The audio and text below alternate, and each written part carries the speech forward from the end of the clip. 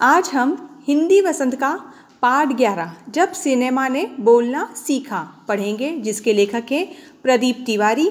इसमें हम जानेंगे कि किस तरह सिनेमा की शुरुआत हुई।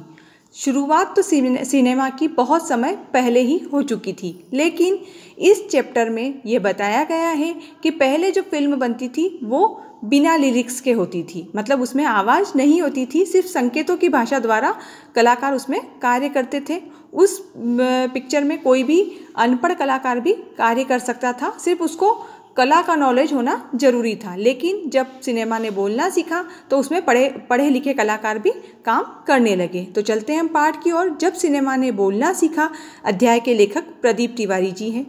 प्रदीप तिवारी ने इस अध्याय में सिनेमा जगत में आए परिवर्तन को उजागर करने की कोशिश की है। आरंभ में मुख्य फिल्म यानी आवाज़ से रहित फिल्में आती थी। आवाज़ से रहित फिल्म बनती थी, उनमें किसी तरह की आवाज़ का प्रयोग नहीं होता था। इसके कुछ समय के बाद सिनेमा जगत में एक बहुत बड़ा परिवर्तन आया। सवाक फिल्मों का आरंभ शुरू हुआ। इस अध्याय को निबंध के रूप में लिखा गया है। जैसा कि इस अध्याय के नाम जब सिनेमा ने बोलना सीखा के अर्थ से ही स्पष्ट होता है कि इस अध्याय में उस समय का वर्णन है कि जब सिनेमा ने आवाज़ को शामिल किया गया। प्रदीप तिवारी के निबंध जब सिनेमा ने बोलना सीखा में भारतीय सिनेमा के इतिहास के एक महत्वपूर्ण पड़ाव को उजागर किया गया। यह निबंध बिना आवाज़ के सिनेमा के आवाज़ के साथ सिनेमा के विकसित होने की कहानी बयां करता है।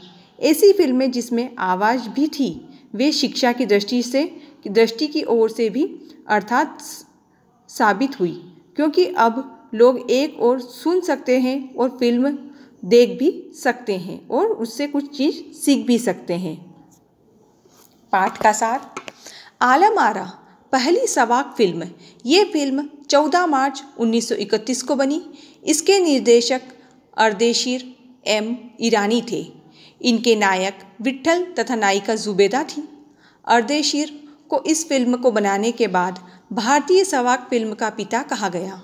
इस फिल्म का पहला गाना दे दे खुदा के नाम था। ये फिल्म 8 सप्ताह तक हाउसफुल चली। इस फिल्म में सिर्फ 3 वाद्य यंत्र प्रयोग किए गए थे। Alam Ara film fantasy film थी। फिल्म ने हिंदी उर्दू के तालमेल वाली हिंदुस्तानी भाषा को लोकप्रिय बनाया। इसी फिल्म के उपरांत ही फिल्मों में कई गायक अभिनेता बड़े पर्दे पर नजर आने लगे। आलम आरा भारत के अलावा श्रीलंका, बर्मा, पश्चिम एशिया में भी मशहूर हुई। इसी सिनेमा से आगे और नई शुरुआत भी हुई थी। आगे हम इसके शब्दार्थ हैं। सवाक फिल्म मतलब मुख्य फिल्म के बाद पार्श्व गायन बनी बोलती फिल्म। पटकथा मतलब फिल्म के लिए डिस्ट फॉर्म लिखी जाने वाली कहानी या किरदार। संवाद का मतलब होता है फिल्म में की जाने वाली बातचीत।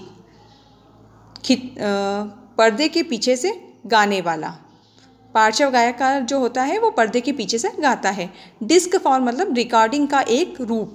किरदार मतलब अभिनेता की भूमिका और चरित्र। खिताब मतलब उपाधि या सम्मान।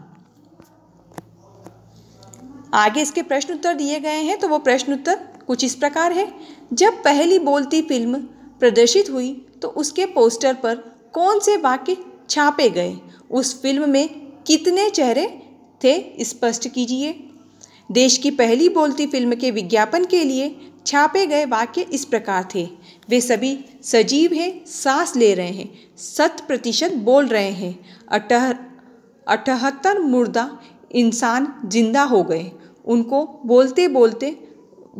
बोलते बातें करते देखो। पाठ के आधार पर आलम आरा के कुल मिलाकर 78 चेहरे थे, अर्थात काम कर रहे थे। प्रश्न नंबर 2। पहला बोलता सिनेमा बनाने के लिए फिल्म कलाकार अर्देशीर एम ईरानी को प्रेरणा कहाँ से मिली? उन्होंने आलम आरा फिल्म के लिए आधार कहाँ से लिया? विचार व्यक्त कीजिए।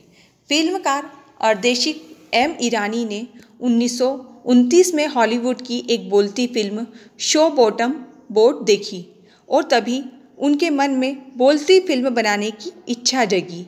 इस फिल्म का आधार उन्होंने फारसी रंगमंच के एक लोकप्रिय नाटक से लिया। अगला प्रश्न देखेंगे, विट्ठल का चयन आलम आरा फिल्म के नायक के रूप हुआ, लेकिन उन्हें हटाया क्यों गया? विट्ठल ने पुनः नायक होने के लिए क्या किया? विचार प्रकट कीजिए। विट्ठल को फिल्म से इसीलिए हटाया गया कि उन्हें उर्दू बोलने में परेशानी होती थी, परंतु अपना हक पाने के लिए उन्होंने मुकदमा कर दिया। चिट्ठी मुकदमा जीत गए, विट्ठल मुकदमा जीत गए और भारत की पहली बोलती फिल्म उन्होंने की। अगला प्रश्न देखेंगे, पहली सवाक फिल्म के निर्माता निर्देशक अर्देशीर को जब सम्मानित किया गया तब सम्मानकर्ताओं ने उनके लिए क्या कहा? अर्देशीर ने क्या कहा और इस प्रसंग में लेखक ने क्या टिप्पणी लिखी?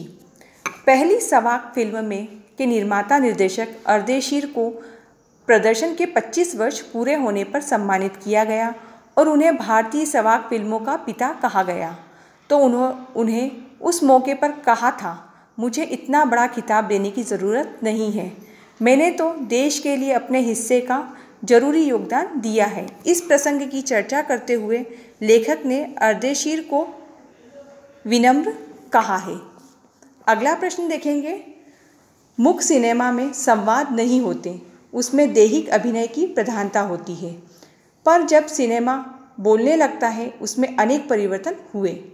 उन परिवर्तनों को अभिनेता, दर्शक और कुछ तकनीकी दृष्टि से पाठ का आधार लेकर खोजें, साथ ही अपनी कल्पना का भी सहयोग लें। इसका उत्तर देखेंगे, मुख्य सिनेमा से बोलना सीखा तो बहुत सारे परिवर्तन हुए। बोलती फिल्म बनने के कारण अभिनेताओं पढ़ा लिखा होना ज़रूरी था। मतलब पहले क्या होता था कि वो जो अभिनेता थे वो अनपढ़ भी चल सकते थे, लेकिन जब फिल्म बोलने लगी तो उसमें पढ़े लिखे कलाकारों की ज़रूरत लगने लगी, क्योंकि अब उन्हें संवाद भी बोलने पड़ते थे। वही व्यक्ति संवाद पढ़ सकता है जो पढ़ा लिखा हो। दर्शकों पर भी अभिनेताओं का प्रभाव पड़ने लगा। नायक नायिका के लोकप्रिय होने से औरतें अभिनेत्रियों की केश सज्जा तथा उनके कपड़ों की नकल करने लगी। दृश्य और श्रव्य माध्यम के एक ही फिल्म में सम्मिश्रण हो जाने से तकनीक की दृष्टि से भी बहुत सारे परिवर्तन हुए।